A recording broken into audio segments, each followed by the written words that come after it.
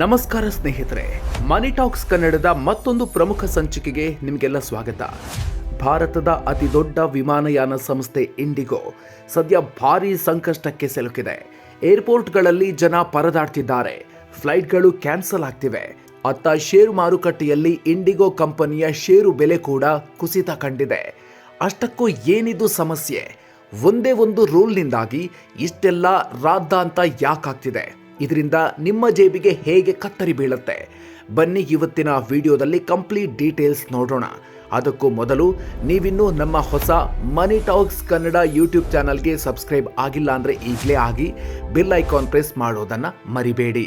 ಸ್ನೇಹಿತರೆ, ವಿಷಯ ಏನಪ್ಪಾ ಅಂದರೆ, ಕಳೆದ 3-4 ದಿನಗಳಿಂದ ದೇಶದ ಪ್ರಮುಖ ಏರ್ಪೋರ್ಟ್ಗಳಲ್ಲಿ ಹಬ್ಬದ ವಾತಾವರಣದ ಬದಲು ಗಲಾಟೆ, ಆಕ್ರೋಶದ ವಾತಾವರಣ ನಿರ್ಮಾಣ ಆಗಿದೆ.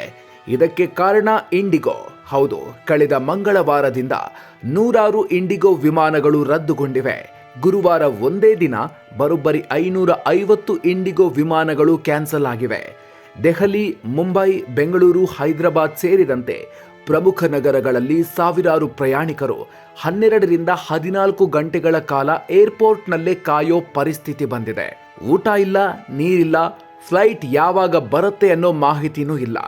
ಇದರಿಂದಾಗಿ ರೊಚ್ಚಿಗೆದ್ದಿರುವ ಜನರು ಸೋಷಿಯಲ್ ಮೀಡಿಯಾ ತುಂಬಾ ಇಂಡಿಗೋಗೆ ಹಿಗ್ಗಾಮುಗ್ಗಾ ಬೈತಿದ್ದಾರೆ. ನಮಗೆ ಫ್ಲೈಟ್ ಕೊಡಿ ಸಾಕು, ಬೇರೇನು ಬೇಡ ಅಂತ ಪ್ರಯಾಣಿಕರು ಸಿಬ್ಬಂದಿ ಜೊತೆ ಜಗಳ ಆಡ್ತಿರೋ ವಿಡಿಯೋಗಳು ವೈರಲ್ ಆಗ್ತಿವೆ. ಏನಿದು ಹೊಸ ರೂಲ್? ಯಾಕಿಷ್ಟು ಗೊಂದಲ?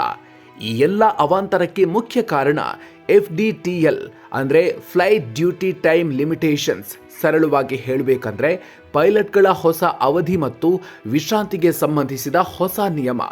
Directorate general of civil aviation DGCA ಪೈಲಟ್ಗಳ ಸುರಕ್ಷತೆ ಮತ್ತು ಆರೋಗ್ಯದ ದೃಷ್ಟಿಯಿಂದ ಹೊಸ ನಿಯಮ ಜಾರಿಗೆ ತಂದಿದೆ. ಇದರ ಪ್ರಕಾರ ಪೈಲಟ್ಗಳಿಗೆ ವಾರಕ್ಕೆ ಕನಿಷ್ಠ 48 ಗಂಟೆಗಳ ವಿಶ್ರಾಂತಿ ಸಿಗಬೇಕು. ರಾತ್ರಿ ಪಾಳಿಯ ಲ್ಯಾಂಡಿಂಗ್ಗಳನ್ನು ಮಿತಿಗೊಳಿಸಲಾಗಿದೆ. ಹಿಂದೆ ರಾತ್ರಿಯ ಪಾಳಿಯಲ್ಲಿ ಓರ್ವ ಪೈಲಟ್ 6 ಲ್ಯಾಂಡಿಂಗ್ ಮಾಡಬಹುದಾದ್ರೆ ಈಗ ಇದನ್ನ 2ಕ್ಕೆ ಇಳಿಸಲಾಗಿದೆ. ಈ ಹೊಸ ರೂಲ್ ನವೆಂಬರ್ 1ರಿಂದ ಜಾರಿಗೆ ಬಂದಿದೆ. ಆದರೆ ಸಮಸ್ಯೆ ಏನಂದ್ರೆ, ಇಂಡಿಗೋ ಸಂಸ್ಥೆ ಇದಕ್ಕೆ ಸರಿಯಾಗಿ ತಯಾರಿಯೇ ಮಾಡಿಕೊಂಡಿರಲಿಲ್ಲ.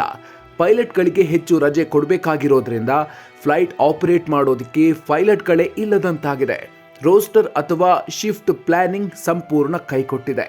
ಪೈಲಟ್ ಯೂನಿಯನ್ ಪ್ರಕಾರ ಇಂಡಿಗೋ ಮೊದಲೇ ಪೈಲಟ್ಗಳನ್ನ ನೇಮಕಾತಿ ಮಾಡಿಕೊಳ್ಳುವಲ್ಲಿ ಎಡವಿದೆ. ಕಡಿಮೆ ಸಿಬ್ಬಂದಿಯನ್ನ ಇಟ್ಕೊಂಡು ಹೆಚ್ಚು ಲಾಭ ಮಾಡೋ ತಂತ್ರ ಕಂಪನಿಗೆ ಈಗ ಉಲ್ಟಾ ಹೊಡೆದಿದೆ. ಹೂಡಿಕೆದಾರರಿಗೆ ಶಾಕ್, ಷೇರು ಬೆಲೆ ಕುಸಿತ. ಫ್ಲೈಟ್ ರದ್ದಾಗ್ತಾ ಇದ್ದಂತೆ ಇದರ ಬಿಸಿ ಷೇರು ಮಾರುಕಟ್ಟೆಗೂ ತಟ್ಟಿದೆ. ಇಂಡಿಗೋ ಷೇರು ಬೆಲೆ ಸತತವಾಗಿ ಕುಸಿತ ಕಂಡಿದೆ. ಡಿಸೆಂಬರ್ 4ರಂದು ಷೇರು ಬೆಲೆ (2.84% ಕುಸಿದು 5,436 ರೂಪಾಯಿಗೆ ತಲುಪಿತ್ತು. ಇದೀಗ ಶುಕ್ರವಾರ (3% ಕುಸಿತ ಕಂಡಿದೆ. ಇದು ಕಳೆದ 5 ತಿಂಗಳಲ್ಲೇ ಷೇರಿನ ಕನಿಷ್ಠ ಮಟ್ಟವಾಗಿದೆ. ಅತ್ತ ವಿಮಾನ ಹಾರದೆ ನಷ್ಟ, ಇತ್ತ ಷೇರು ಬೆಲೆ ಬಿದ್ದು ಹೂಡಿಕೆದಾರರಿಗೆ ನಷ್ಟ. ಒಟ್ಟಿನಲ್ಲಿ ಇಂಡಿಗೋ ದೆಸೆಯಿಂದ ಜನರಿಗೆ ಎಲ್ಲ ಕಡೆಯಿಂದಲೂ ಹೊಡೆತ ಬಿದ್ದಿದೆ.